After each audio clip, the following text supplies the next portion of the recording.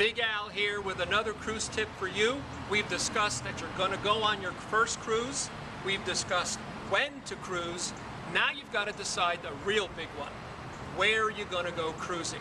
Well, if it's in the winter time between November up through the spring and April, you don't have many choices. You really have the Caribbean, a couple of places in the Mediterranean, and really that's about it as far as cruising goes in the winter months, because it simply is too cold to go many other places. So let's start with the Caribbean, the most popular place to go to.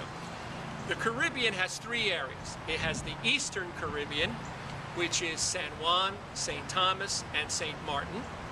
It has the Western Caribbean, which is often Jamaica, Grand Cayman, Cozumel, very popular, Costa Maya, and some of those areas. And then there's the Southern Caribbean.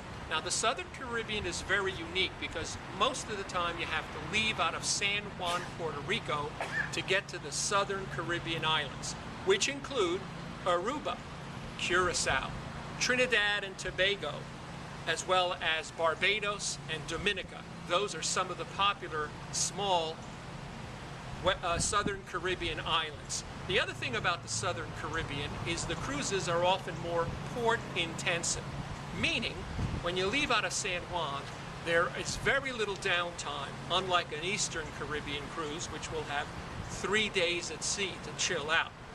Now, a Southern Caribbean cruise is going to have sometimes no days at sea. You're going to go San Juan, Dominica, Barbados, Trinidad, Aruba, Curacao. It's just going to be one after another, and you're not going to have much downtime. I like the days at sea.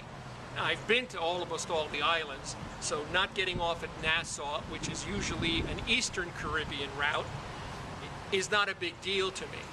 And also, the things about being on a day at sea is there's so much to do on these new ships. As we discussed earlier, you have all kinds of activities, pools, hot tubs, reggae music, all kinds of music that you can go to. And the thing about the difference between all of the Eastern, Western, and Southern routes is basically what you like. If you like the beaches, and if you like a lot of shopping for goodies, gold, silver, jewelry, alcohol, then the Eastern Caribbean is the place for you. If you're a sun and fun guy, the beaches and the shopping is the best in the Eastern Caribbean. St. Martin, St. Thomas, best in the world. If you like a lot of water sports and activities, such as scuba diving and snorkeling, and you also like some cultural things to do, like see the Mayan ruins, well then the Western Caribbean is your choice.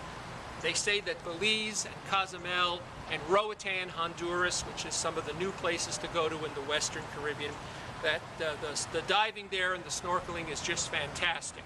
Their beaches are not quite as nice as the ones that are in the Eastern Caribbean, and you also don't have quite the shopping advantages as you do. So make that decision. Now, the Southern Caribbean is a kind of a combination of both. It has pretty good shopping and pretty good beaches and pretty good cultural things that you can do and see as well. But they're all different and unique. And the other places to go, like the Mediterranean, of course, if you want to see Europe, the Mediterranean cruises, leaving usually out of Barcelona or Rome, are great, and you can really see a lot of great places. Of course, you have to fly there 8-9 hours, and it does cost a fair amount of money to fly to those cities. You have Alaskan cruises, which you can only do from May to September, sometimes October, because of the weather. It gets too cold.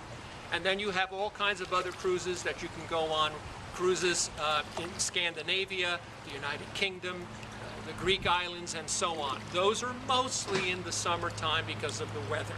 This is Big Al with another tip for you on where to go cruising. Happy cruising!